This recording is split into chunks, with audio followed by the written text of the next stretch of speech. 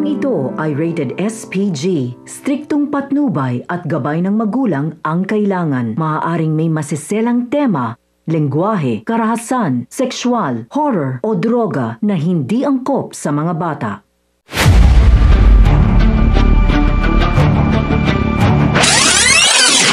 Mga kapamilya, di na nga magtatagal ay malapit nang matunton ni Samonte at Jacobe ang kuta na minamanmanan nilang sindikato, kung saan walang kaalam-alam si Edwin na parak na pala ang nagpakilala sa kanilang si Justin at hinihintay na lamang na mangyari ang malaking transaksyon upang matukoy na kung sino ang nasa likod nito na siya ngang si Ramon.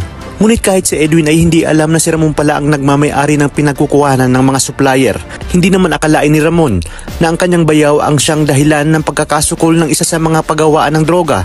Kaya naman di na makakapagpigil itong si Ramon at iinit ang tensyon kung saan magagawa niyang tutukan ng baril si Edwin. Igigiit naman ni Edwin na hindi niya alam na mga parak pala ang kanyang mga nakatransaksyon dahil nga ay pinagwalang bahala niya ang kanyang kutob ng nakaraan. Iminungkahi ni Edwin kay Ramon na imbis pagbuntungan siya ng galit nito, bakit hindi na lang umano sila magtulungan para mapalawak ang sakop ni Ramon sa Quiapo dahil sa tulong niya. Dagdag pa ni Edwin na kapag tinuluyan siya ni Ramon ay tiyak na malalaman ni Mokang kung ano talaga ang tunay na negosyo ng kanyang bayaw. Napaisip naman si Ramon na tila binablockmail siya nito labang kay Mokang. Batid natin kung gaano kamahal ni Ramon si Mokang at alam niyang hindi magugustuhan ni Mokang pag nalaman nito kung ano ang kanilang tunay na negosyo. Sa kabilang banda, tuwang-tuwa naman si Agustos sapagkat mapapasa kanya na naman ang lahat ng nakumpiskan droga sa Quiapo at gagamitin niya ito upang higit na mapalakas ang kanyang negosyo sa Quiapo dahil sa malaking isda na nabinwit ni Samonte at Jacobe. Dagdag pa ni Agustos na ipagpatuloy lang ni Jacobe at Samonte ang mga gatong raid para mabawasan na nga ang kanyang kakumpetensya na di kalaunan ay masakop niya na ang Quiapo at ang buong Kamaynilaan. Sa kabilang banda dahil sa malakas si Tanggol kay Espinas ay agad itong itinupad ang hiling ng binata na palayain ang kanyang mga kaibigan mula sa pagkakabartulina.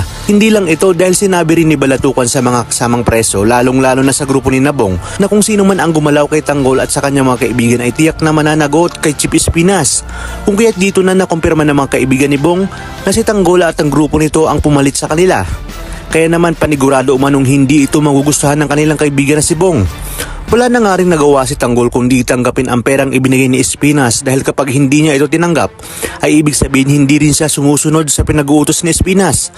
Ngunit pakaabangan natin ang nalalapit na riot sa pagitan ni Bong at Tanggol kung saan matatapos na rin ang kaibangan ni Bong dahil hindi na nga magdadalawang isip si Tanggol na tapusin ito.